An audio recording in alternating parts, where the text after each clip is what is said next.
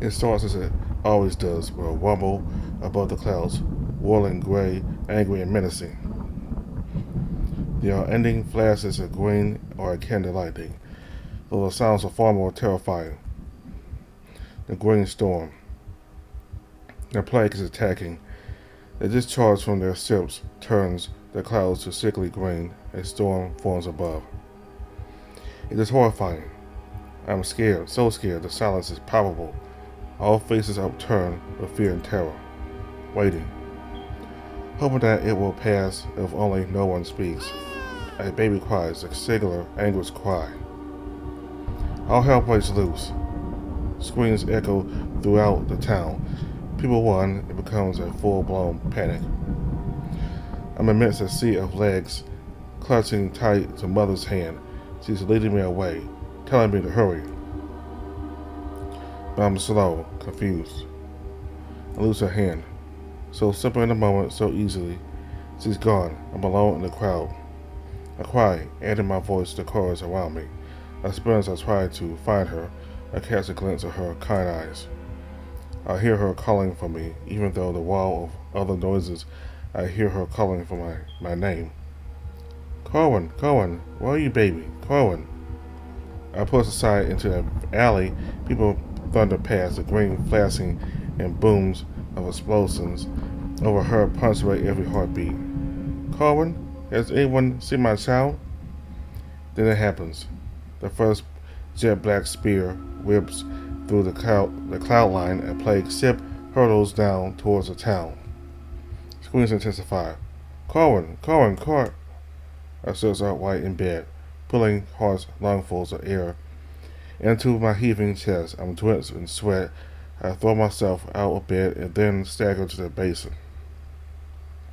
The water spirals in a whirlpool down the drain as I splash my face, repeatedly drinking some handfuls sickly once finished. I look into the mirror over the basin. My eyes are wild and my hair is a mess. I concentrate on my image as I start to force my breathing back to normal. It takes a while. I stare at myself in the mirror. My reflection is haggard and sticky. He shares my panic and terrified expression. This seared feeling helps me calm down, and he does too. It's a technique I developed, a stupid ritual, but it works on nights like this. The dream again, wretched and so clear. Her words still ring in my ears. It has been a while since my last nightmare. The mood must have shook it up to the surface. I slowly regain control of my breath, even as my heart still pounds in its fight or flight mode. Squeeze my eyes closed and splashing more water helps. The cold slows me down. As I feel more myself, I swipe the mirror to status mode. I dry my face with a hand towel. The time is well before dawn. I don't think I can sleep again after the ordeal, though. I feel grim. I slide open the door, thankful how silent it is. I cock my ear in the direction of the corridor that leads to my night's room. It's either a silent sleeper or these rooms are far more insulated than I thought. Taking my chance, I walk softly down the corridor to where the bathroom is.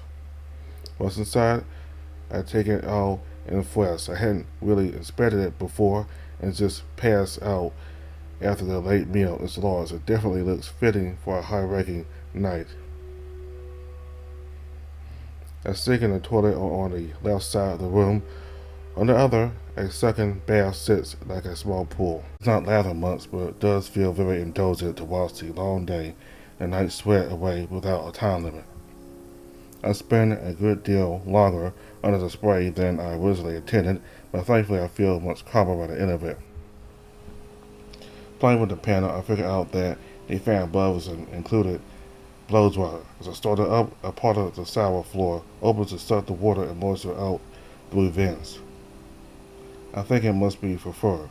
I know many races do set a fair bit, so this must be the best way to clean it up. I'm dried very quickly.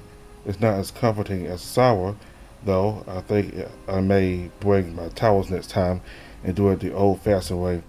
But I am clean, dry, and most definitely awake now.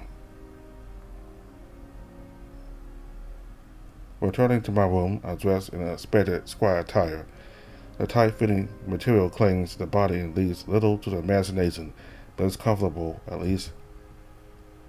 When we enter battle, we will wear this garment underneath our armor as a conduit between machinery and flesh. While cybernetics, like Calbex's eye, certainly do have some perks, most species use suits like these to interface with tech rather than directly augmenting them to their bodies. The advancement of smart mesh clothing was a fairly big leap in military might. By decreasing the lag to give haptic feedback almost instantaneously, it allows for greater mobility and maneuvering. The Aegis is also able to work at higher sensitivity. I sit in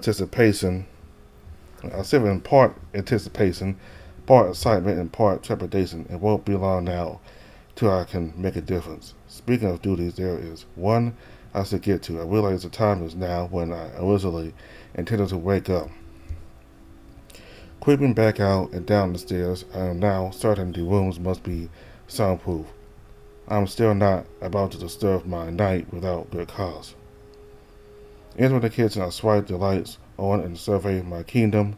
Time to make my night's breakfast. I probably should have asked Calbex what he usually eats, but he likely would have declined my offer. I start by opening the various panels, revealing a pretty good selection of grains, produce, and meats. Seeing the large selection of carefully diced and packaged meats makes me think I should look up a few lupine recipes for some evening meals Calbex couldn't refuse. I find some oats. The package being less than half full makes me think it is a safe bet. The cooking unit is more advanced than any of the ones I've ever used before. After placing a pan on it, the stove material rises and molds around it snugly to hold it in place. The material registers what's placed on it, and with a bit of trial and error, I get the pot simmering away. In my cabinet raid, I find a pulpy yellow fruit. After slicing it, I find that it has a mildly sweet taste that I think will go nicely as a topping. It might not be elite, but it will at least fill the quota for calories and nutrients. As I spoon the mixture into a larger bowl, I feel somewhat confident that it should be enjoyable. I glance at my stick for the time, and although I am still early, I do want to find the mess hall. That's where the other squires and I will normally dine for breakfast.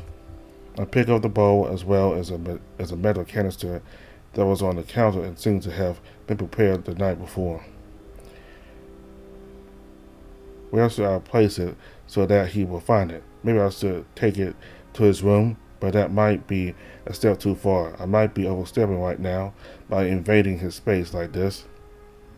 I'll ask him after he hooked on Corwin's fancy feast. I decided to leave the spread on the table we ate at last night.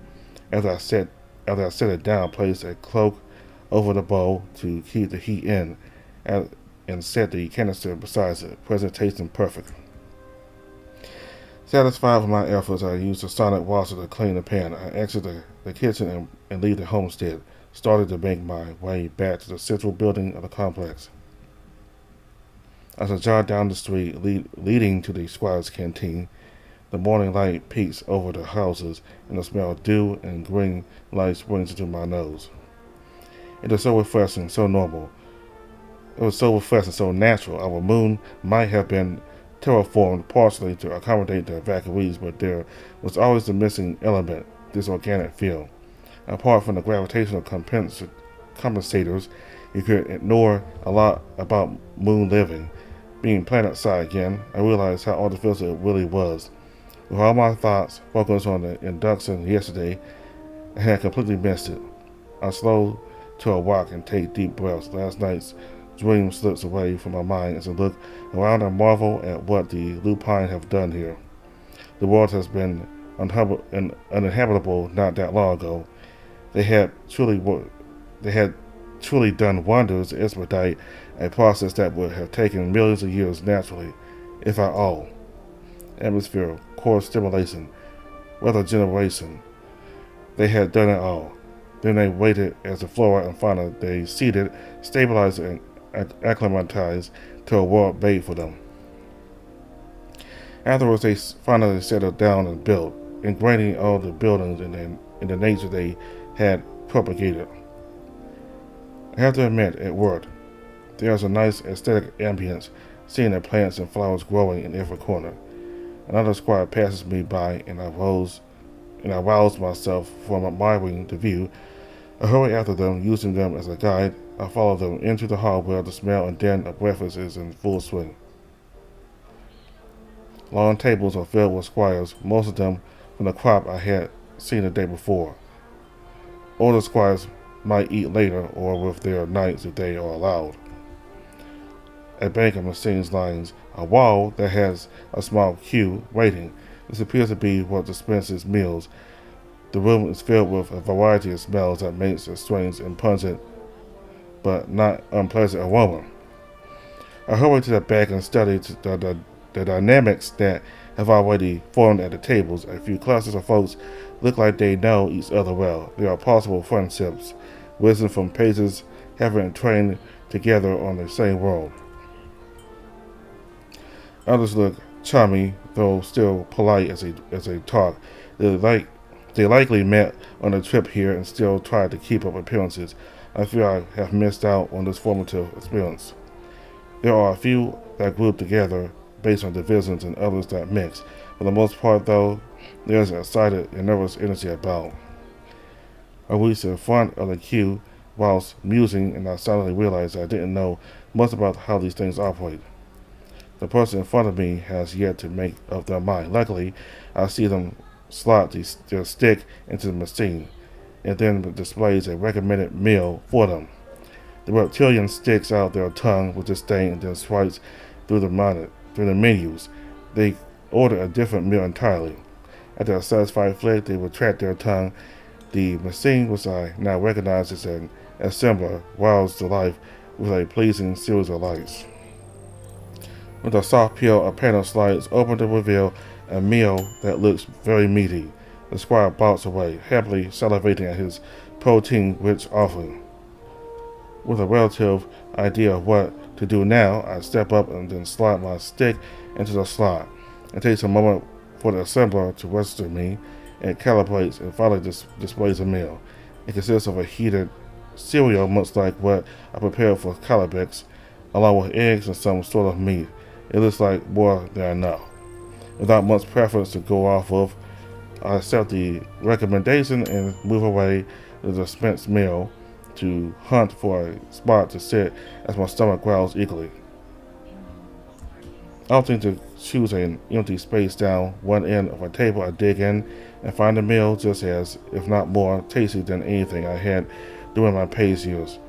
The meat was spicy, leaving a residual heat that spread through me. A bite of the creamy cereal quenched it, though it was delicious. Should I have prepared more for Calbex? I should actually ask him what he prefers rather than guessing. Or I can ask some of the other squires what their knights eat and work around that. Brooding, is your meal so appetizing that everyone else is worth ignoring? I'm pulled out of my thoughts by the bemused face of the man who I bumped into yesterday. Oh wait, he is in the cavalry retinue as well. What was his name again? I had tunnel vision a fair bit before that whole process. Alexandrite, right? Sorry, my head was spacewalking. Everything stellar? He looks down at me. I'll have to get used to his size of all the folks here. His tail alone looks as thick as my arm, though most of that volume could be firm. I had trouble getting a restful sleep. I decided to give up on that endeavor and come down to eat. I see the tip of his tail flick and twitch with annoyance. He is definitely skirting around something.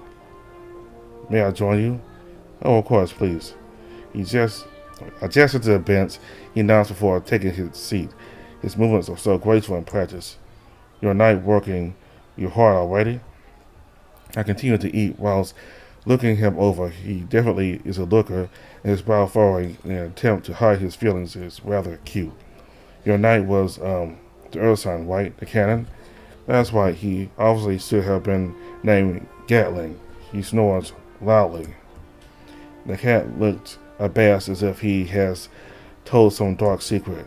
I will adjust, but it was noticeable. I tried to stop my mouth from curling into a smile, poorly. Instead, I hid my face behind my breakfast before speaking again. That does not sound that bad. I have to admit, it's strange being thrust into duty so rapidly. I thought there would be some additional tests or screening before we were assigned. His calm eyes lock onto me again, and he studies me curiously. He is a little intimidating, but I make sure to return his gaze. You didn't know there's a long process to hold assignments as squires to knights. Test scores, temperament, potential. It's all evaluated and then paired with the best match. He looks thoughtful while he scratches his chin. His whiskers twitch. I know the knights themselves also have a say. Considering our test, it would be a detriment to the whole operation to have two who don't mess well. It makes sense, after all, squires are the lifelines of the knights as they fly and fire gets to play. I guess I hadn't put that much thought into it. Why do you ask? Are you not pleased with your knight? No, that's not it at all. Knight Calbex is a hero. I couldn't be more pleased by it, but I just felt that he deserved better. I mumbled a little afterwards, and the cat's demeanor softens. Be comforted that they would not put either of you at risk by making a mistake. They must have had a reason to think it would work, though I am surprised given. Alexandrite, Corwin, good morning to you both. For someone so loud, Zarya sure knows how to pounce in from seemingly nowhere. We both jolt as the tiger slides into a space on the bench. I trust you both settle in well. Relaxing next to Alexandrite, she gives us a nod before taking a deep swig from the canteen she's carrying. I don't see any other means of nourishment, so I guess her morning meal must lie within. Just Eryx is fine. We're fairly confident, are we not? Eryx raises an eyebrow in good humor and then glances at me as well. Same to you, Alex. Same to you, Corwin. Alex is my preferred means of address. Then Alex it is. And good morning, Alex. And good morning, Zarya. I see you are in high spirits today. Zarya grins as he wipes away some of the faintly luminescent liquid from her lips after another drink. There I am. Just came back from a run. Eryx is a machine. He lapped me twice around the habitats. I have a long way to go to beat his endurance. She bows happily. Her energy is contagious. I find myself grinning back as he chugs more of her meal. I'm guessing you are happy with your pairing then? I couldn't be happier. He's strong and he has a gem in his home. You should see the gravitational weight setup he has. The resistance is incredible. I could have pumped all night. She suddenly stops her rambling and blushes. With a small cough, she composes herself. I am most pleased. I truly feel Eryx and I are a good match. I'm excited to see how much I can learn from him. Alex gives me a sidelong look. He keeps his face fairly neutral, but his eyes contain a glint of mirth. Oh, we both heard how much you're looking forward to pumping with him all hours of the day and night. I did not say that. I am not against strangling a cat before noon, you know? She flexes her cybernetic arms threateningly. Alex raises his paws in mock defeat. Unzia, dear cousin, and no need to be shy. We all know the kind of things that can occur between knights and squires. I don't think anyone would blame you. This time I joined Zarya in squawking at how brazen Alex explained it. There were certainly tales of that kind of thing, and it wasn't frowned upon except if it would impact team dynamics. Still, though, Zarya's whiskers thrash as he struggles to find words to respond. You, cousin indeed. I am not after courting my or any other knight. I'm strictly wishing to serve our worlds. That can be accomplished without any extracurricular exercises. She chucks the remainder of her flask and then slams it on the table, which causes the bear approaching us nervously to jump about 10 feet. Oh, did I come at a bad time? I waved the bear over. I recall Zelia greeting him after me, and I suppose he spotted her and then gravitated this way. He silently approaches and then sits next to me. I can smell something sweet as he does. His fur is slightly damp. Sorry, Gladius, I was just dealing with this irritant. She glares at Eryx, who smiles as innocently as I could imagine, back to her. She huffs frustratedly at him. I see you all are getting along. I hope you don't mind me sitting here. He looks my way, his button ears flattened. Damn, it's adorable. I need to reel it in a knots. The more the merrier. We're all gonna be spending a lot of time together, so we might as well eat with this other too. Gladius smiles sweetly and nods a thanks to us all before he digs into his meal. He similarly has grains, but is topped by a fist with an alluring spice to it indeed. Do you settle in well with your night? You was a drop-ship pilot, right? He gulps down a massive bite, almost choking on it as he tries to answer me immediately. So, yeah, I'm with Knight Captain Ziaz. There was something, alright? Wouldn't let me go to sleep until I had correctly identified all the tools in their workshop. He winces, but I see his ears wriggling happily. Maybe it was alright. They have a lot, but they seemed pleased that I knew most of them. They showed me how to use the ones I didn't know, and then explained what each is used for. Someone custom made, it was actually pretty fascinating, but I don't want to push him, so I keep eating and let him decide to finish his thought. Zarya, however, has no such restraint. But what? Simply being paired with the second in command is a great thing. You do not sound as thrilled as I imagined. Gladius winces again and scratches his head. I get another waft of sweet and damp fur. I look away. It's been a day. Get a grip. Ah, well, I think my pa will want me more in the accent. I didn't message to tell him yet. He shrugs and looks at a bracer he wears where I can see his stick sits. I've seen them before. It's a normal, if bespoke, means to carry one stick for easy access. You'll see plenty of action, and you'll be supporting and protecting everyone. I don't think it's a bad placement at all. The bear looks up alarmed and twiddles his thumbs as he stutters. No, it's not that. I mean, I think it's pretty interesting to learn from them and all that. I just have a lot of expectations to meet. My pa trained me for frontline combat. A lot. If he has an issue, then he can fume all he wants. He should be proud you're in the cavalry, not moaning about what part you'll be playing, Gladius. The bear looks at me and smiles, despite still looking worried. You can just call me Eryx. Gladius is my inspired name. Cultural stuff, dead fighter. You get it. I raised an eyebrow. I didn't know that about the other side system, so few passed through that I never got a chance to really talk to one before. So y'all have names for what your parents think you will be? Sure though, when we come of age, we get our inspired name. It's supposed to be what we're called for then on. What we're called from then on, and we pursue our passion. Parents have a say, some more than others, but we also get to choose. Most that enter the cow get a weapon or tool name. My dad was pretty set for Gladius, and so he smiles apologetically at me, though I don't know why. His self-esteem could use a good kick in the gear. The table all turns to Alex, and he immediately looks away and bows before continuing. It is not dissimilar to our own culture. My people use precious ores and stones as a naming convention. All kids in my world are born with the name Pebble, and we grow and achieve things. We earn higher standing names. Our leaders are named after the most precious jewels and minerals. They shine bright for all to see and follow. So you name Alexandrite right now, but in the future will not be?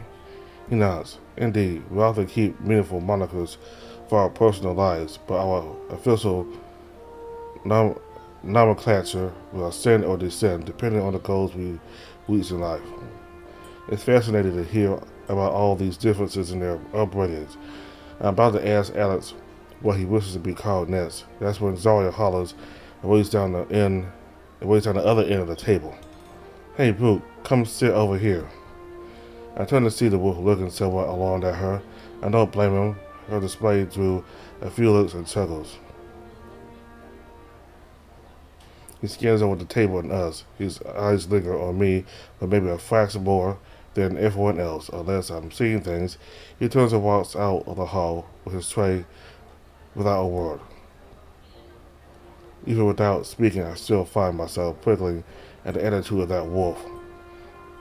You think I should have been more formal? I don't know. He does have the commander as his knight. He may have other duties to go take care of.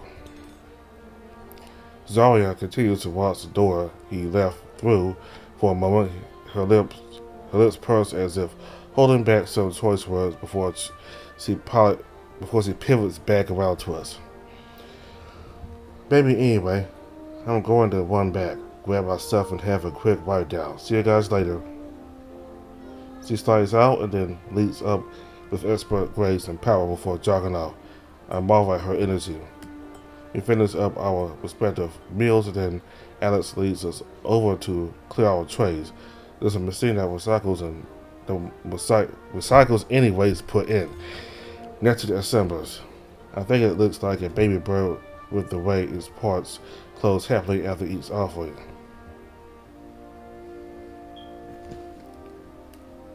Heading out, we join the throng of other squires. Circling the path around the building, we reach the main entrance that we entered yesterday at the landing. I see the different divisions moving to other buildings to undergo their own specialized training. As we enter the hallways, a locator on my stick screen shows me the room to head to. Happily, Eryx and Eryx are in the same cluster, and we end up together in a similar room to the one we were in before. The floor had been adjusted to a more spongy material, and the opposite wall shows cabinets of weapons of various sizes and types. It's also tantalizingly close to us. Look over them greedily. There are far change from the rudimentary training tools we had access to as pages. These look well worn, sturdy, and even lethal. I itched to pick one out. However, none of the others were, though they were looking as eager as I, with the exception perhaps of Eryx, who looked nervous. I say given that he would be quite the imposing figure if he stood straight. The door opens again, and Zarya bounds in with a look of eager joy. The collective stare and shudder at the thought of her pounding someone mercilessly in a sparring match. Brute walks in as well, but my scoff dies in my throat as Commander Finn marches in. Wow, now. There's a hurried scrambling as we all line up against the wall. Behind us, Finn imposingly marches up and down the line a few times, his eyes darting over each of us. I can almost feel myself lose a few inches as his gaze passes over me before moving on. This woman will be your temple for the foreseeable future. You will train here. You will sweat here. You will bleed here. He strikes about, clearly in full speech mode. His eyes keep drilling us, predatory, looking for any flints or weakness. I force myself to keep still, only following him with my eyes. As I informed you all yesterday, a cow, or KAU, may have determined your merit to be here, but that means kibble to me. You are nothing more than tools to be used to end this inseparable siege. Some of you may become knights, but I will be damned if I let a single weak link break our formation. We are what separates systems and planets from complete harvest. We are the ones who initiate the majority of engagements in this conflict, and we are the ones who take the losses. And I will not accept losing. He swivels to face us all and snarls. I'm glad that I'm not the only one to jump. I felt a pang of sympathy for the few squires who get a degree of spittle from his snout in their eyes. As far as I am concerned, you are glorified medipacs. You keep us in the game, so that the real fight can still be fought. That being said, you will be expected to fight. I will crash myself straight through to whatever afterlife you believe in and kill your asses again if any of you die to foot soldiers. You will learn to shoot, fight, and defend to the level that I expect. You will hold the line and assist, but make no mistake that your main concern is to live, for us, for the Aegis. Behind him, the floor recedes, and then a structure rises up. Out of it, the ability to reshape all of the room would have gotten my attention, but the thing rises up is far more attention-grabbing. It has a mannequin-like body with a glowing core and a transparent amoeba-like membrane. Covering it is off-putting because it is faceless and amorphous. He taps the chest piece of the device with a single claw, and all our eyes stare at it. I've never actually seen an active one so close before, but this is it, our biggest purpose and privilege. I know you all are aware, but this tech was truly the turning point in our chances against the plague. We lost plenty of good soldiers beforehand, and training was a mad dash to get spaceborne again. We all listen and raptured even as he shakes his head at the losses of so many. We have all lost someone, so much more than others.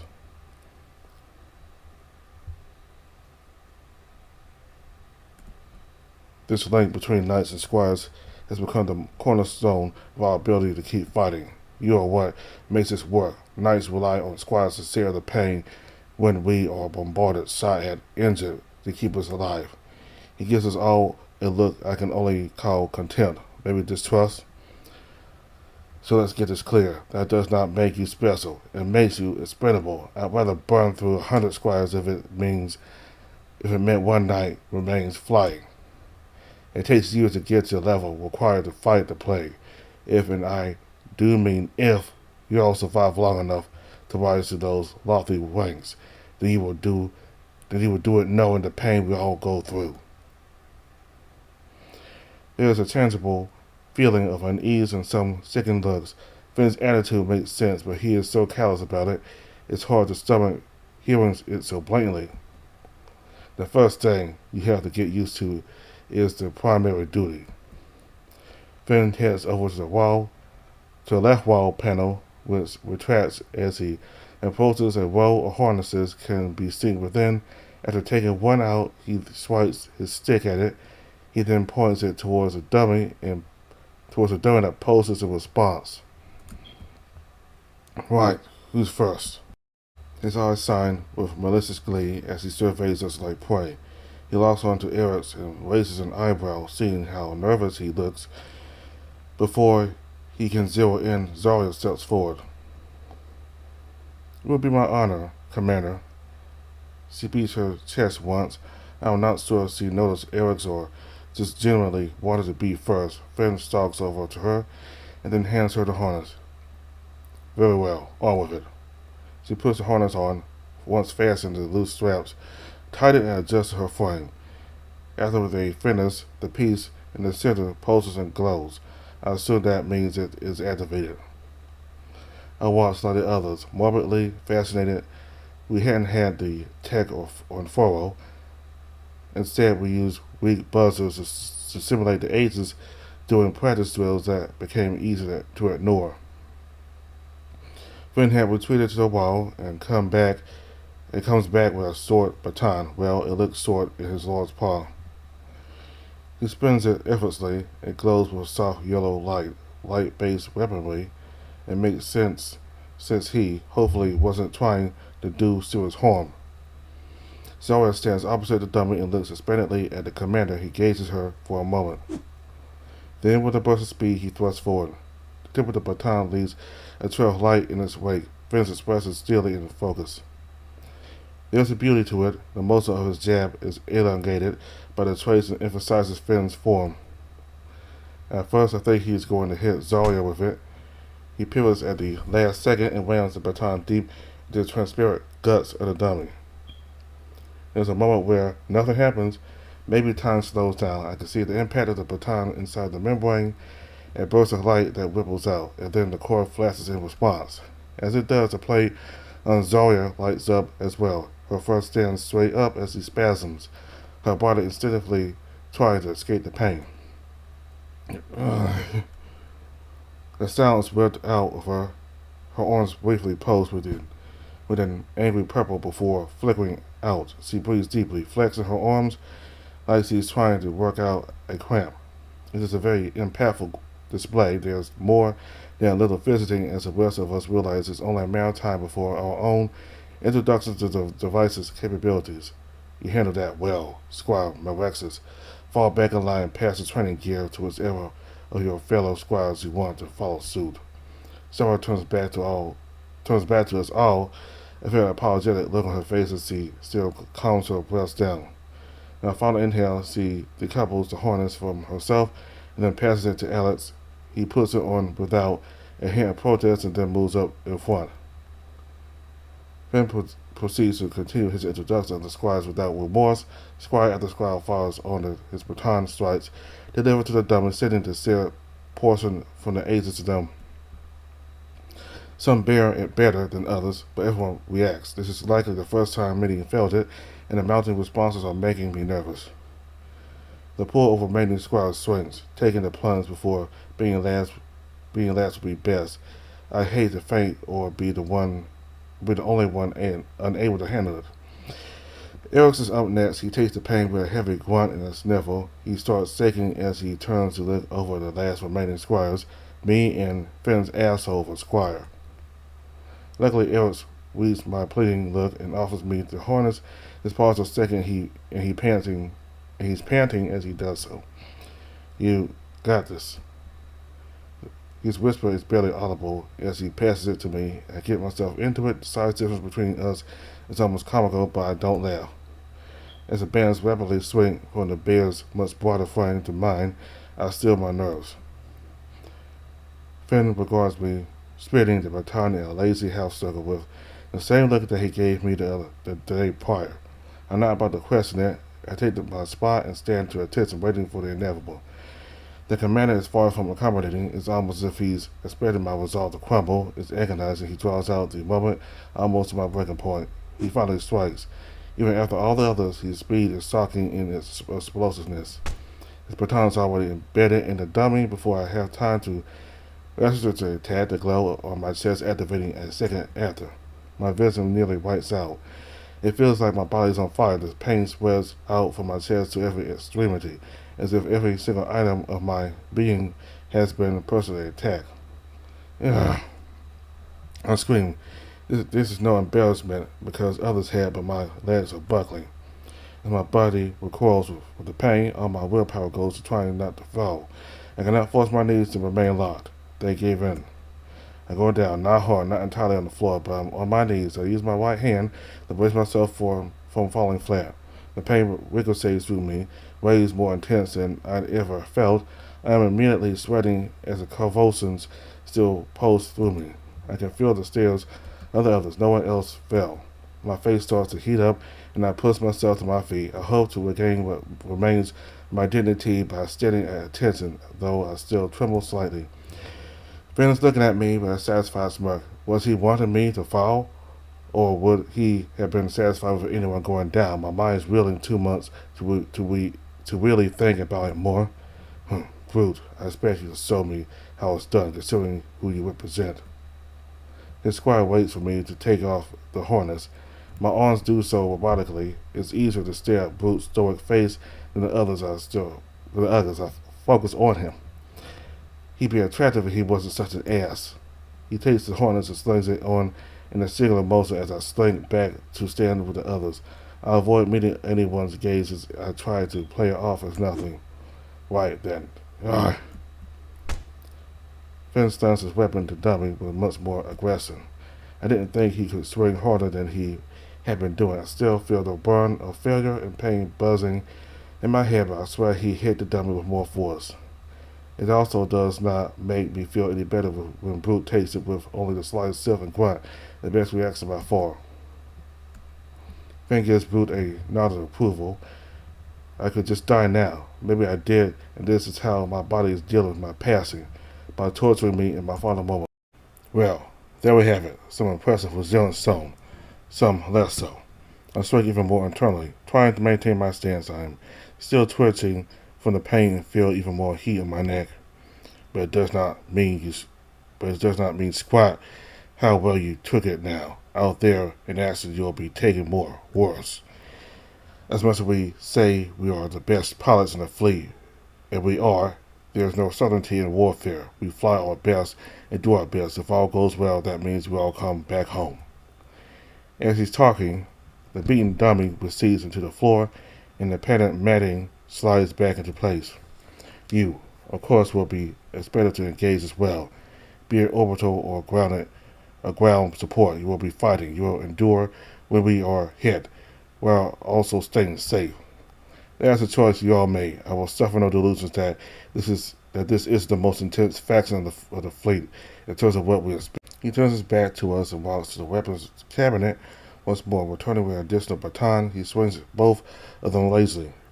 To that end, now that we are all awake and warmed up, there's no better time to let me personally evaluate your fighting prowess. I will say it again. It does not mean shit how amazing you think you were back in your cribs.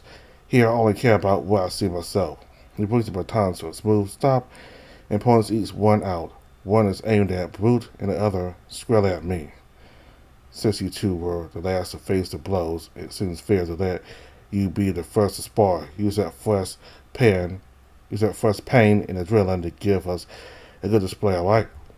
He cocks his head as he surveys the two of us and smirks across his muzzle. I'm now certain he's talking to me, though I am not sure why he would, beyond the fact that I'm the only human in the mix. I feel the need to prove myself. I tussle with plenty of partners larger than Brute as a page, even if he does look exceptionally well built. I think I have a chance. Without a grumble of hesitation, I stride forth and take the baton from the commander's right paw. His grip lingers a moment longer than it should. I stumble ungracefully as I take my position on the mat. Brute stands opposite me, his muzzle in that cocky sneer of his. I can't wait to wipe off his face. I ignore that and concentrate firstly on the weapon in my hands. Although a baton was by no means an irregular tool we used as pages, they were far more rudimentary. I wanted to examine it fully. Sleek mat with a rivet that runs up the shaft. It has a nice heft to it. I feel a sliding switch along the handle, small enough that my thumb could easily move it up and down. Each direction allows the device to switch modes. As you are all aware, our biggest and greatest means of damage to plague's bastards is the light and heavy weapon systems. His utter hatred for the plague is clear from the way he speaks. Most of us rumble in agreement. To illustrate his point, he plucks the baton out from my hands and flicks the handle switch. The baton illuminates with that yellow glow again. He proceeds to make a flurry of attacks in the air next to me. I'd be lying if I said he wasn't impressive. Each jab is measured and flows to the next. This close, I can feel the heat of him as he puts forth the display. Fast, agile, lighter. Using the inverse mass law, we can use light tech to accelerate our weapons and ballistics to the speed of light or close to it. He comes to a finish after a few final jabs and then throws the baton as he resets it. Only then does he place it back in my hands. As he does, I can see how his huge paw towards my hand. He moves off, circling around the outside of the padded area. You can move and strike exceptionally fast with light tech, but remember that the faster you go, the less impact there will be, less mass, less damage. Good for controlling a situation and pinning them down, but you'll want to use heavy hits for the kill. By this point, he's looped around the Brute and takes his baton. When he activates the baton this time, it hums and glows with a deep purple light. He starts swinging again, but the difference is noticeable. Even though he makes a flurry of attacks, with the smoothness of practice and expertise is easier to follow. Heavy or gravitational tech increases the potential mass. That means each impact is heavier and deals far more damage. You can strike deep and hard, crushing or breaking apart armor or plating with ease. Land a blow with a heavy attack and they will be reeling, if not dead. He makes a few aggressive lunges and swings with it. The force behind it is evident in the control he exhibits. In order to direct a movement is remarkable, begrudgingly so. But it's slow and cumbersome. It takes strength and knowledge to land a hit. The bastards will certainly see any obvious attacks coming, so making it count is what matters most. He finishes his blade and then tosses the deactivated baton back to Brute. The more you train, you'll find which side you lean towards when it comes to proficiency and accuracy. However, you will be expected to, and you shall, be competent with both. Eventually, weaving and alternating between the two texts will be how you stop being a novice and inch towards becoming a proper squire. Not that will come soon, so message to both of us. As all eyes return to us, I feel his demonstration has helped me calm back down. Even if the nerves are doing this in front of the others, I'm breathing normally now. Each of you choose a setting. The batons are capped on how much they can output, so use whichever you feel confident with. Solely something that makes you worthy of being here. Root does not hesitate. He grins as his baton lights up purple and grunts as he lets the arm holding it hang by his side. I can see his muscles straightening to not drop it. He looks at me challengingly, mocking me to dare to do the same. I don't rise to the bait. Instead, activating my baton to the soft yellow, I immediately feel how much lighter it is. Alarmingly so. It feels as if I'm holding nothing at all. The sensation is throwing me off. A slight setting down, a few ticks till the baton has a modicum of its previous weight again. Boot's smirk widens and I can see the Commander Finn standing off to the side with the others, his arms across, and he watches with amusement.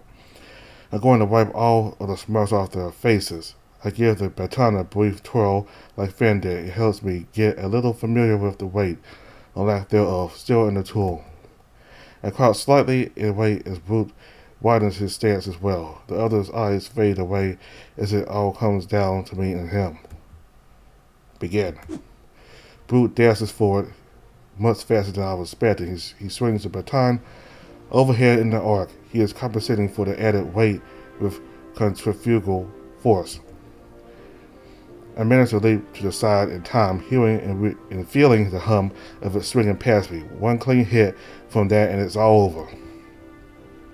As I duck and move around behind the wolf, I take a jab at his right side. The baton glides forward like it's the one leading my arm. Before I can register the motion, he connects. It was so quick that I'm still mid-thrust. I strike him with a few more quick, safe jabs. They all connect, but he barely grunts. I dart back across the mat to create space between us, waiting for the next move. Brute looks at me as he snarls. He's not in pain. He's more annoyed at the fact that I hit him. The training weapons we had on Furrow were just metal pipes of varying densities to simulate the feeling. In reality, it's so vastly different. I feel a bubble of anger at how underprepared I am. Viv was right. The light attacks are fast, but daily in comparison, I have already seen how much Brute can take from his type of assault. I need to hit something vital or hit harder. Brute doesn't give me much time to ponder my options, though, as he hunkers low and twists his body around to advance on me with more intensity. Forget attacking. This crazy wolf has me on the back pedal. It takes all my concentration to avoid his purple ward jabbing at me. Wait. Yeah.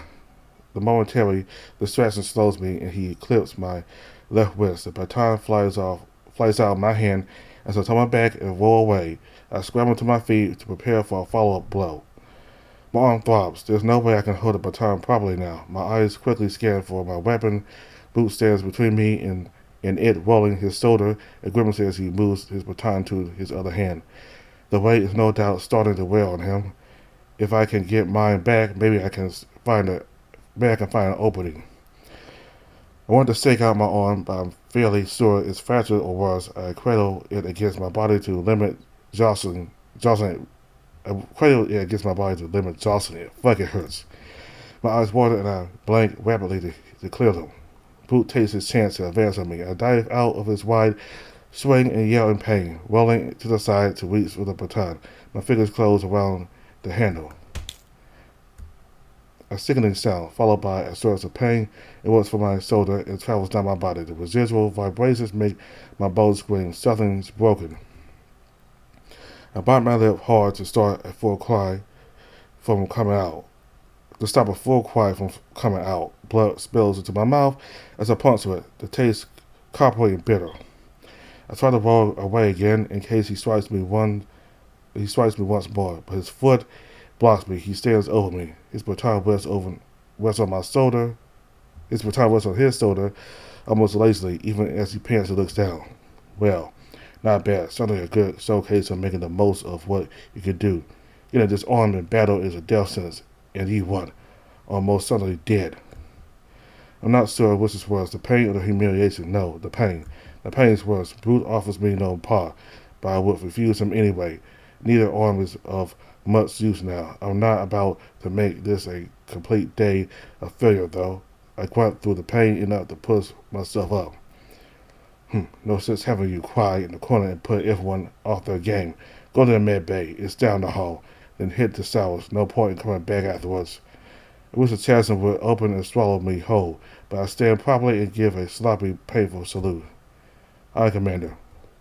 I say with a trickle of blood down my chin, but he doesn't address it. I turn straight out of the room and straight back as I can.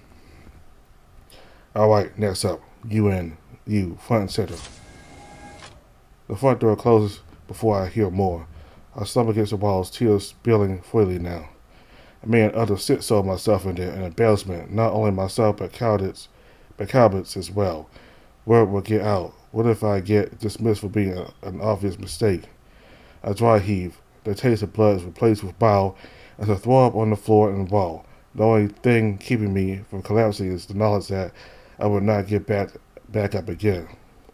What a fucking day. The wall beside me starts to slide apart and I force myself off of it. The vacant space allows a small army of cleaning bots to spill out and start attacking my offering with joyful tenacity. I assume I'm not the first to besmirch these hallways with their breakfast. The thought makes me feel a tiny bit better, and I watch the industrious machines for a moment longer.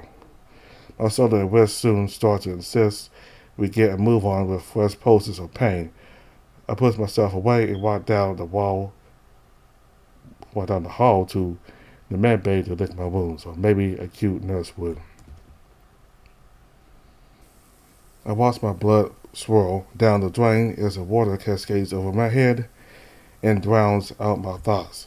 The medical team was top-notch and they weren't surprised by my stay as they passed me up. The wrist wasn't an issue, but my shoulder needed the better part of an hour. I still have a patch over the area. The gel-like product is doing its work on reducing the residual pain. My ego, though, that wound is deep and as therapeutic as the water feels, it doesn't wash away the clawing feeling of defeat and humiliation that crashes over me in waves. I slap my hand on a panel angrily and take the glob of gel that spurts out and scrub my hair aggressively. Even through my weights cleaning, I hear the main door open. Chatter waltzes in with the other squires, interrupting my soaking solitude. I slow down and try to appear more nonchalant, but even I don't buy the act. There you are, Cohen. Are you right? Zarya strides in the showers and then beside me, ignoring other squires as he passes. She's already new, but her arms give her the appearance of still wearing sleeves. Her eyes travel across my torso to my shoulder and then lock onto the patch. See, I told you, Eryx. He broke something. I almost lost it when I heard a crack. I swear he was going for a break. Total asshole. Eryx is further behind because he is still stripping. It gives me a moment to look her over. Apart from the fact I don't see an ounce of fat, my heart deflates a little at the fact she doesn't have any injuries from her bout. Or does he? I see fur. I see her fur is matted on her neck, and it was a bit swollen. A lucky hit, maybe. She catches me staring at the spot, wincing, and then moving freely under a cascade herself. Yeah, I know. Collarbone got wet. The recruiter lad gave me. The recruiter lad gave up using the baton when I pinned him down and started punching me instead. Guess I scared the fella. Oh, ow. At least he won. The words slip out of me before I can hold them back. I think you did amazing. He was out for blood, and you managed to dodge so fast I couldn't keep up. If I'd been against him, I would have been on the floor the second the match started. The bear chips in as he comes to take the spot on my other side. His lip and nose are busted, but all in all, he doesn't look too bad. The only injuries I could see, as if reading my mind, he scratches his face embarrassed. Not that I fought better in my match. Eryx is kind of a beast. He leans in to whisper, and it does make me feel a bit better, though him leaning close did give me an eyeful of what other weaponry he had. Not that I was staring or anything. Well, not that much. I had the upper hand, Eryx. I was trained with that model of weapon before, and I've spent many sparring sessions on using it. If you had chosen to swing at me with it in heavy configuration, I would have been more cautious. The immaculate leopard joins us in bashing the tower adjacent to us. I am not approved, but I do spot a glint from below that makes my eyes wander. Wish I had seen it. Wish I had seen all of you in action. Zarya heartily slaps my back with a wet paw. You will, though I'll not promise that I won't put you on your ass myself. I won't go that easy on you. If you treat him like a child, he'll die like one crying on the battlefield. There goes any small buoyancy I had started to feel. The wolf stalks in and then starts lathering up. Even if the other stalls started to fail, he chooses some distance between us all. We are supposed to be the elite, after all. Can't expect anyone to go easy on you. If they do, it's not a kindness. And yet you'd rather us all be killed off or crippled before we even get to the fight? Come off it. Come off it, Wolf. We're supposed to be all in this together. She flicks water at him, but he ignores her and just coughs. Yeah, exactly. We have to have another's backs. You expect me to trust some wimp who breaks under a little pressure? Eryx shrinks as I do, and at that comment, our gleaming tigers, though, is still on the offensive. I trust him a fair bit more than you right now, that's for sure, feral dog. Watch it, you armless pussy. And starts to advance. His arm is snapped by Alex, who is looking at Brute's closed fist with a cool demeanor. What you got there, Brute? He squeezes the wolf's paw. Brute tries to yank it back, but struggles against Alex's grip. Brute finally winces himself free and then clutches his paw to his chest defensively. Be uncool for you to bring your stick to the sours, don't you think? Military hidden hollow vids or a little on the muzzle.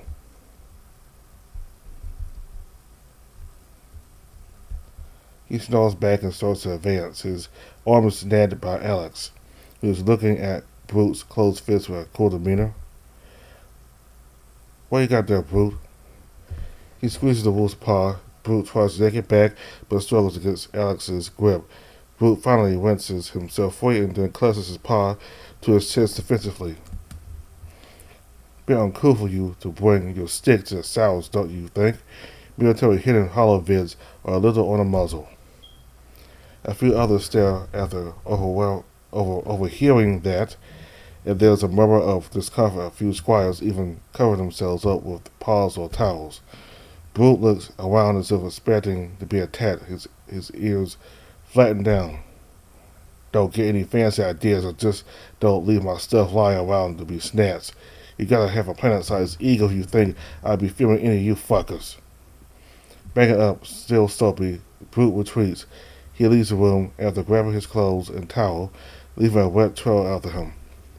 The situation changed so fast that I barely processed it. Hey, Cohen.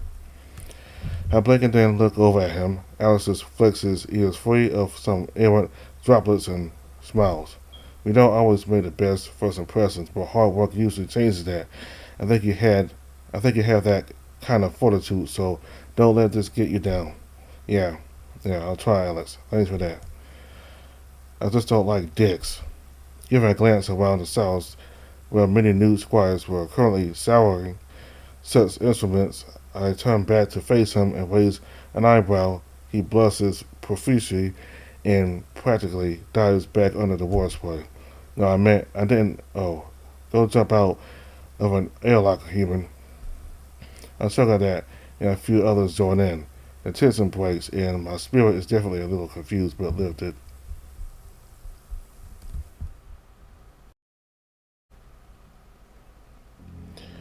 The walk back to Calbex's place certainly drains my mood, though the thought of having to face Calbex after my poor sewing, or worse, having to tell him if he hadn't heard already, is making my stomach churn. My pace slows as I prolong facing him. What am I going to say after touting myself up so much, claiming I wanted to be treated like a true squire, and then proceeding to humiliate us both not a day later? Even a Suffolk can't stop the inevitable. Sure enough, I'm at the ports of his home. I take a few breaths trying to calm the fluttering in my chest and stomach. What even happens to squires who are dismissed? Do they leave in disgrace or get put on latrine duty until the war is over? I'd rather do that than let morals see me.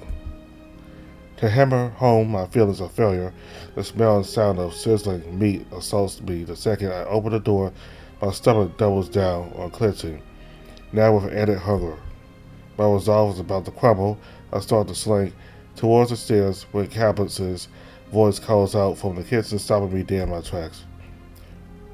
Cohen, you're back. I'm aware you wanted to do more around the house, but my drills wrapped up early. I can't escape now, so I make my way into the kitchen.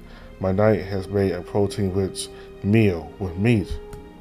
I'm thrown from my pity party by the sight before me. My mind has so defined Calbex as a knight that I could not comprehend the concept of him in casual attire, and what of you? His relaxed look gave him a more approachable feel. With his arms exposed, my eyes see parts where his fur hasn't fully grown over the scars. That doesn't detract from how built he is. Holy fuck. I must be drooling because Calbex cracks a smile when he sees me. No need to look that hungry. It's not much, just what I craved after an intense day when I was a squire. His words bring me back down with a thud because, an intense day, alright. My face must have soured because he looks at me worried. You're not against me, are you? I didn't really check. I can make something else if you prefer. He looks so crestfallen that I feel even worse. No, not at all. It smells incredible, sir. It's just, I take a deep breath.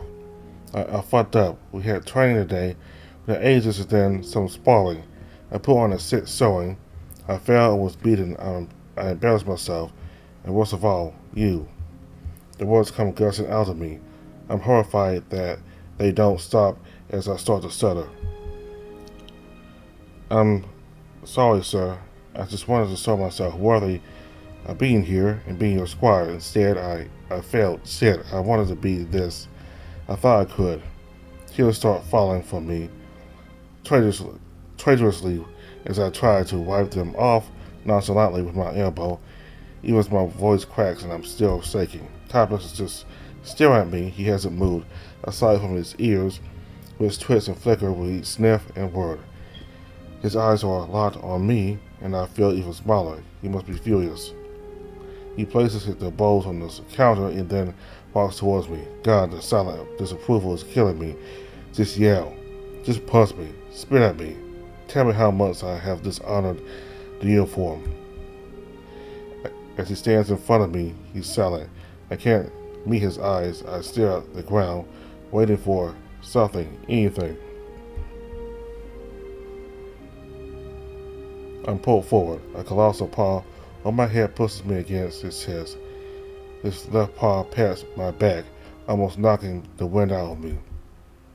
It's warm. I'm stunned. My brain cannot handle the dissonance between what I was expecting and this comforting feeling. How many years has it been since I was just held like this? I can't remember. I've been manhandled before in more primal ways, but simply held like this. He smells of pine and something earthy. There's a touch of sweat beneath the cologne. He'd also been working hard all day, after all. Is that it? We can't all leave the dock flying straight as an arrow. He's still patting me, though I can still feel his grip. It's not firm. He isn't forcing me to stay. I can pull back, I can tell, but it's too nice, and it hides my teary face, so I stay. None of us expect for squires to know everything, to be hardened soldiers without a shred of weakness. It's why we train. Day one should not color your entire career. His words are soothing, though part of me rejects him. I need to show them that I can do this. I'm not a liability. I'm not weak. I push myself away and squarely look up at him. You don't understand. I'm smaller than the others. I don't have any evolutionary advantages, no enhanced senses to give me an edge. I can't let myself fall behind. I have to show that I'm worthy of you, that I can support you out there, that you can trust me is what I'm supposed to be. He gives me a sad gaze. Even his cybernetic eye matches his real one in the expression. I think I'd have rather he be angry at me. This feeling of being pitied is unbearable. Well, maybe keep working hard and you will improve. All those years as a page will show through. Others will be better in some areas, but you will excel elsewhere, I'm sure. He seriously looks to the side as he continues, and if you are worried about the Aegis, don't be. I don't have any intention of you ever being linked to me in combat. Instantly I feel like I have been smacked by a brute again. My stomach drops and I go cold. He never wants to link with me. You don't want me to link with you, but I splutter as he looks at me, uncomfortable. He doesn't trust me after what he just said, and then he slaps me with that. I feel like I have whiplash. One purpose is to help you in battle, and I'm not. You won't? Why? It's the whole reason I'm here. You just said I'll get better. I'll train. I'll practice taking blows out. No. He looks angry. So am I, for a ball. I'm just a hindrance then. I'm just a weak human and a burden. I'm not good enough to even be used as father. Calbex flattens his ears as my voice hits his higher. I start yelling more. The feelings of inadequacy that have been building cascade around me, they are fueling my anger as I see all of my insecurities manifest before me. Well, fuck. What am I even doing here? I work so hard and now I can't even perform the basic duties. You cook and take care of yourself so well that you don't need me. I might as well be a pet for all I'm worth. What point is there? I can't. Why? Fuck this, I can't. I turn and flee the kitchen before I can fully break down. I can't do it in front of him again. Go on, wait. I don't. I take the stairs two at a time. I throw myself into my room. I slam the door behind me and then sink into the floor. And then sink to the floor with my back against it. Right, I just acted like a child. What the fuck is wrong with me? This whole thing been a mistake? Why has it upset me so? Was my pride so fragile that I could take no blows to it? Alone, I wallow in my misery. Calbex does not come to see me. Why would he? He was yet at the core of our dynamic downstairs. Groot enters my thoughts with the saddle of Commander Finn leering behind him. The two of them thoroughly prove to everyone how behind I am. Who could I even be mad at for that. They were they were white. After all, I had been so proud of myself for all I had achieved as a page, but it meant nothing to face everyone else. Who could I even blame? My backwater sister was next to no resources, still recovering from the attack, or maybe my instructors, or the lack of anyone really serious about the same goals as me. At the end of the day, I only have myself to blame. I hurt my knees tight to my chest, curling into a ball as my sides devolved to sniffles. I feel pathetic. Usually, I would be over with morals, chatting and venting to help get over the latest setback. I don't want to message him. What could he even say that would help? He just said I should deal with the issue head on. Apparently, it's my forte. So, I'm weak. I'm humiliated. My knight doesn't even want to let me help, and I made a scene in front of him. What do I do? Only one of these issues has an obvious course of action. I'm weak. I just have to I just have to not be. I need to concentrate on that and move forward. I look out the window and see the targets below. They're battered littered with marks of constant use. How much had Calbex gone through after his recovery to make it back to active duty? Hours, days, weeks, no, months, surely years maybe. I was here after a single setback and I let everything collapse around me. No, I can fix one thing, if only for my own peace of mind. Train more than anyone else, catch up, overtake, prove them all wrong, squeeze every extra minute out of the day and put it into improving. Win over the commander, win over Calbex, make them acknowledge me. Maybe apologize to Calbex at some point for flipping out. Maybe.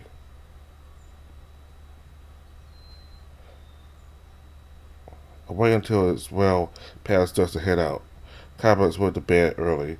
I'm not sure if that is normal or if I made him feel bad. I creep down the stairs and slip out the door as quiet as I can. I thank the lupine engineering as the door glides open like a whisper. Although it is dark, there are a few street lamps lighting the way. The view of the stars above is spectacular. All forms of pollution, including light, are not followed on any engineered planets. It really is a sight. Looking up into the sky and seeing the boundless beauty of the finite. I made the job back towards the circular buildings, in the distance passing by some others doing the same. In addition, there are some squires doing nighttime routines drills, and there are some who are simply walking about. The dimly lit building greets me as I see a small flurry of drones soaring through the area, weaving and folding in on themselves like a murmuration of birds. They are oddly hypnotic to it. Leaving a happy swarm to their previous vegetation maintenance, I make my way inside. Retracing the route we'd taken earlier, I find my way to the room of my setting. I stare at the spot where my bile had painted the wall and floor. It's spotless now. Later memory makes my nose wiggle. Figuring the stick, I request access I cite training as the reason, and the door slide open. I'm startled by the sounds coming from within. Peeking into the lit room, I see the lunging Ironside form of Eryx. Grinding with exertion, the smell of effort already permeates the room. Yeah. He is swinging a thick practice sword with large bolsters. His fur is dripping in sweat. He spots me standing indecisively in the doorway. Corwin? He stumbles in an effort to turn his body to me. In doing so, he ends up toppling over and onto his rear with a heavy thump. I watch him then go over to offer a hand to pull him up. He takes it embarrassed. So sorry, I was just, how long were you watching me? He stammers out with a squeak. A blush rises to his cheeks as he takes my hand. He heaves himself up to his feet, almost taking me off balance. Oh, like a second. I just opened the door, you see, and, well, I was going to sneak in some extra practice, but then I saw you, and I didn't expect to see anyone else. I just froze. My rambling peters out. For a minute, we both stand awkwardly. The only sound in the room is Eryx panting as he catches his breath. Oh, I was kind of doing that too, huh? He chuckles, the blood still tints his face as he avoids making eye contact. I didn't see it as you were, well, out but my match was abysmal. My father would be upset if he'd seen it. Alex just moved so fast and gracefully. I would have loved to see Alex's movements myself. I'm sure that top body would be quite a sight to see in motion.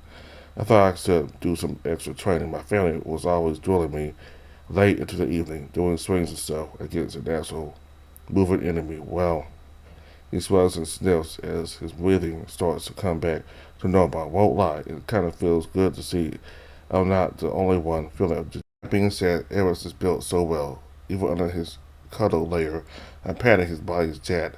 If he feels behind, I'm leagues below that. I set my head to clear my thoughts. No more wallowing. Well, you saw me. I feel the same. I'm behind. Barely held it together and then ended up getting killed by the enemy.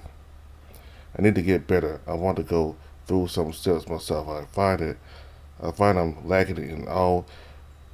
I find I'm lacking in a lot of areas. I thought I excelled at. Can't let my night or myself down. Eryx sullenly nods, though he does cock his head a little afterwards. I think you did alright, really. Root is, well, he's something, but you lasted longer, but you still lasted longer than me and some others. I'm slow. It doesn't really matter if you have strength, if you can't even land a hit. He flexes his arms, but then he flails. His belly wobbles just enough to make my inner desire twitch, so do it. He looks at me bashfully and wings the hilt of the sword in his grasp. Do you want to train with me for a bit? He squeaks again. He's really adorable. He makes me feel confident, even though I'm still on the edge of being bummed. I'd be honored to train with you, Eryx.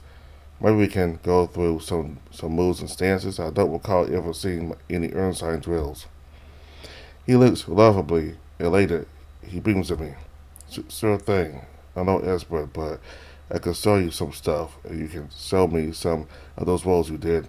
They were really cool. It's my turn to blush as I nod, eager to get started in a forward direction. It takes a few hours, but we are well and truly spent by the end of it.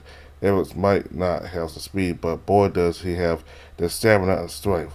He almost hit me a few times, but after the first near miss, he apologized and worried that I'd be hurt. After begging him to not hold back, we both got into a real workout. Most of the time was me dodging the various blows and strikes he threw at me. Eryx's style was not graceful at all. The sweeping blows were easily telegraphed, and even with the few mixed swings he threw in, I could predict everything by the end. It was hard, though. I could feel the power behind the swings, and knew one was all it would take to knock me down. That was without even using heavy enhanced machinery. Take this then. As he smiles and takes another swipe, I could see the Earthsign style was definitely designed with longevity in mind. It wears down opponents until they make a sticking mistake. His eyes are always trained on me, even as his body slowly moves to follow my newest darts of feint. His eyes track me very well. It's almost unsettling. We both end up lying on the mat, panting. I'm not sure how much improvements were made, but it felt good to just physically exert oneself, a small feeling of accomplishment. I'm done. I think I'm done. Me too. I could fall asleep right here. Well, if the thought of the night captain, getting angry and jettisoning me out mid-exceed didn't chill me to the bones. I forced myself to stand even though my body protests. I hobbled towards the door, followed by barren arms. We are simply bound in mutual suffering. We make our way out of the dim halls. We pass a few other squires and personnel, but I recognize no one. By the time we exit the building into the nice, cool air, we both have our breath back. We walk in comfortable silence towards the housing area for a while. Thank you, he blurts out after we reach an intersection. I jump at the sudden break from the quiet. Oh, sure. What for, though? Well, for training with me, and for not, laughing at me or anything. Why would I laugh at you, Eryx? Fuck, man, I think you're a good fighter. I learned a lot from you. Thank you for letting me join in. He grins and scratches his neck. Yeah, well, anytime, Corwin. It felt good to train with someone who didn't, well, slap me about for being slow. I went and past his side. He jokes but relaxes soon after. I'll happily train with you again. I need it really. He chuckled. We chuckled a bit, and Eryx points down a different junction. Yeah, thanks again. Well, I am this way. Catch you tomorrow, Cohen. Thanks. Sorry I just said that. He's definitely blushing, though I thank the dark because I am as well. He sure knows how to get me to grin. Sure thing, Eryx. Sleep well. I wave him off and then head back to Calbex's house. Maybe I can get a different type of workout with Eryx if he keeps acting so cute. Horny thoughts have to wait. I'm tired and aching. I sneak into the house and creep my way to my room. If Calbex was woken by me, he makes no move to come chastise me for being out without leave. I'm too exhausted to care. After stripping down to my pants, I practically fall into the bed. I'm glad to be done with this day.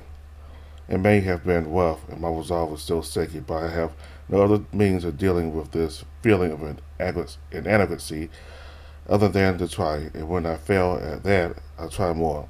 My eyes close, unbidden as I wriggle into a more comfortable position. I wonder what would Mom say seeing me struggle.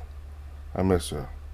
The memory of her laugh is the last thing I think of as sleep takes me fully.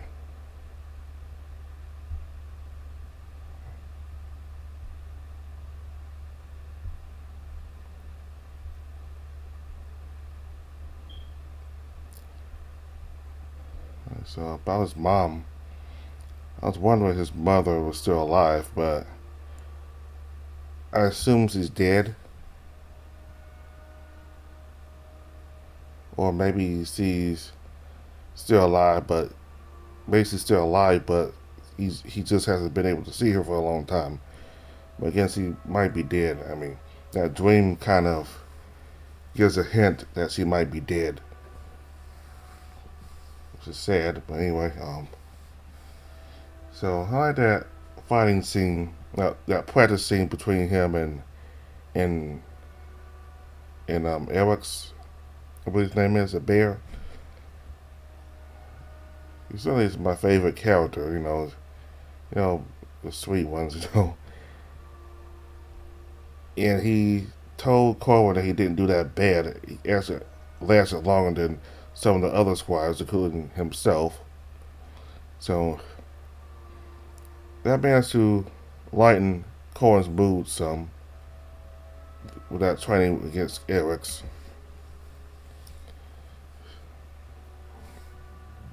So it seems like the theme of this VN is that Corwin's a human, and pretty common in these VNs, humans are portrayed as inferior and just don't have any advantages compared to the big, strong furries.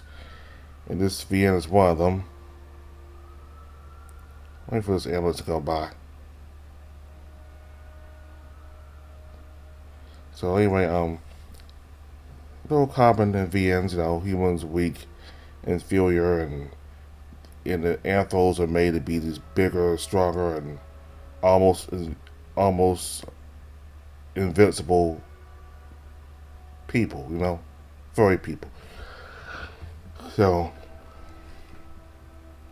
he's weak, and all the other furry squires have multiple advantages, and he has to work very hard, like even harder than they do, just to get somewhat of the par to them.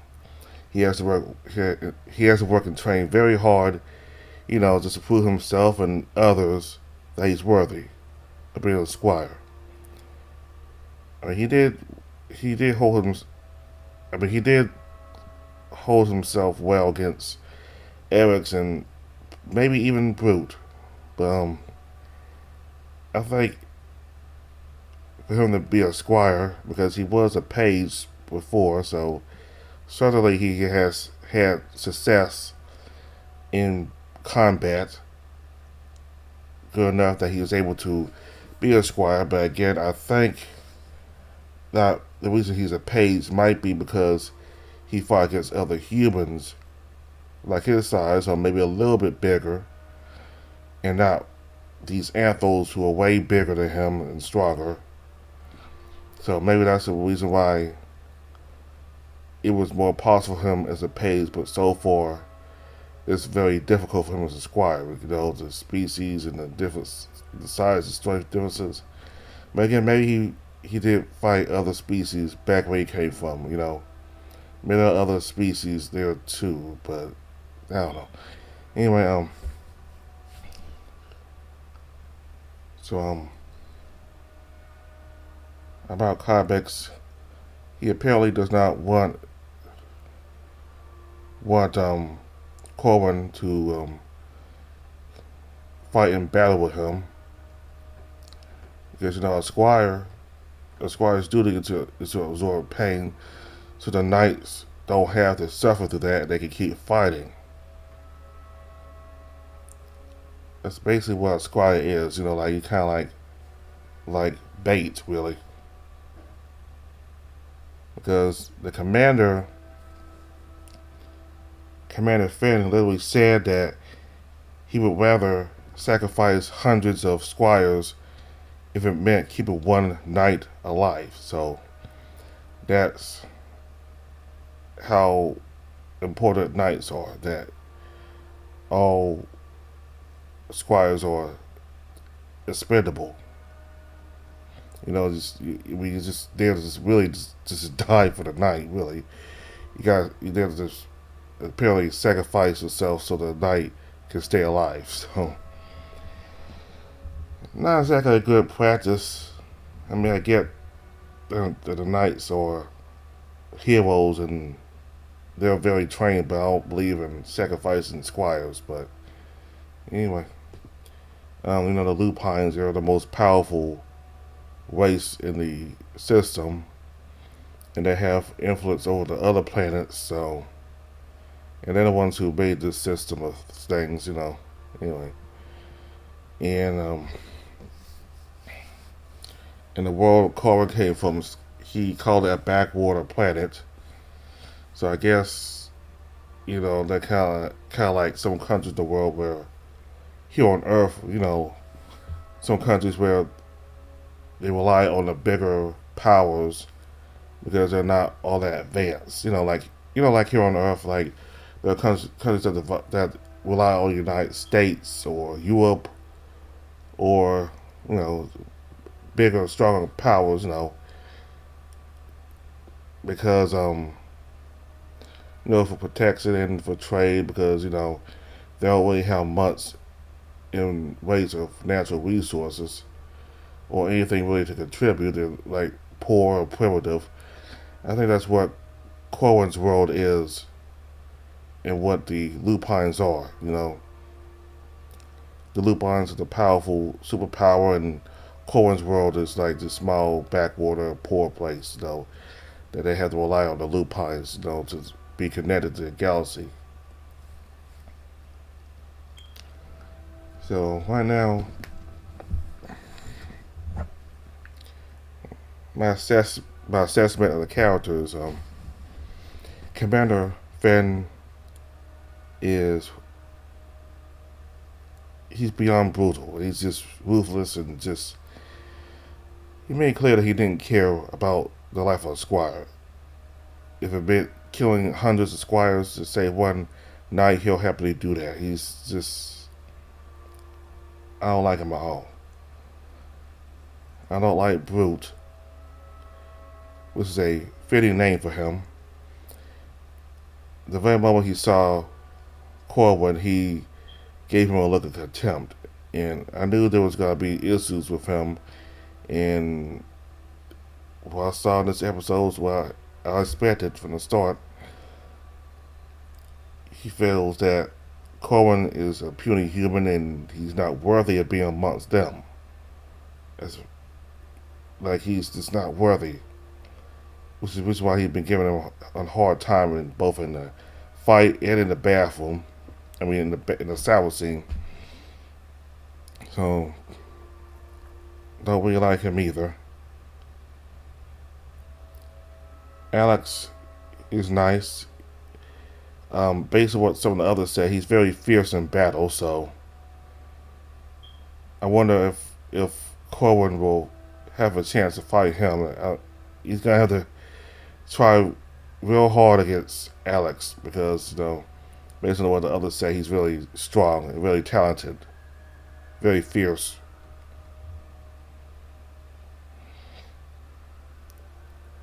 And Zarya, I think she seems to be a very fierce warrior, but a very fierce fighter also.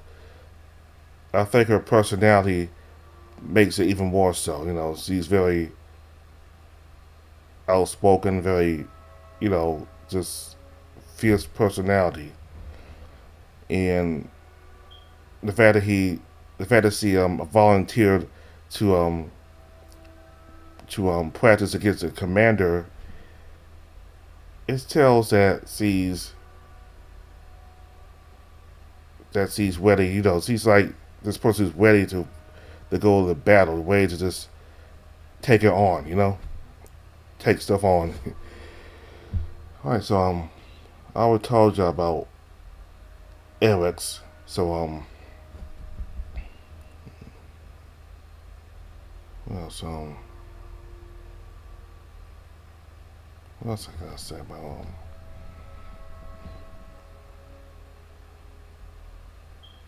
Okay, and Zarya also said that she also told Corwin that she was not going to go easy on him. I mean, none of them still go easy on each other. I mean, all of them should try their hardest.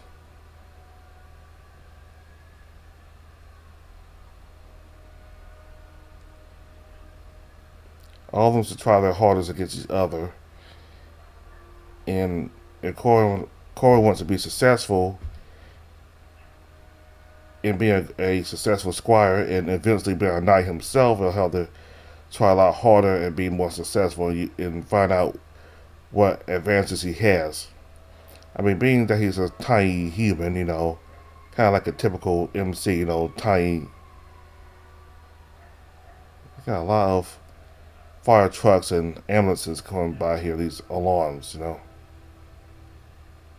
Anyway, he's kind of like the typical MC, tiny human, and you got the furries who like bigger, like nearly 7 foot tall and all that stuff. He's gonna have to try harder. I think his like he said, his strengths are in both speed and agility. He'll have to use that against the furry squires if he wants to have any success. That's what he needs. You need to work on those. So about Calbex not wanting him to fight with him, I think he listens to Calbex more instead of just being self-absorbed. Maybe he would understand Calbex. But I think maybe Calbex just wants him to focus on fighting and not so much worry about doing his duties in his home. But again, his purpose as a squire is to fight with him and to absorb pain for him. So if he doesn't want him to fight out there, that really destroys the purpose of him being a squire. I don't know, but again, I don't know why he would even take a squire to begin with. I don't know if he chose to or if he was required to. But anyway, maybe next update we'll figure out more from Calbex and things will be clearer. So that's all I gotta say for now. Thank you all very much for watching. Goodbye.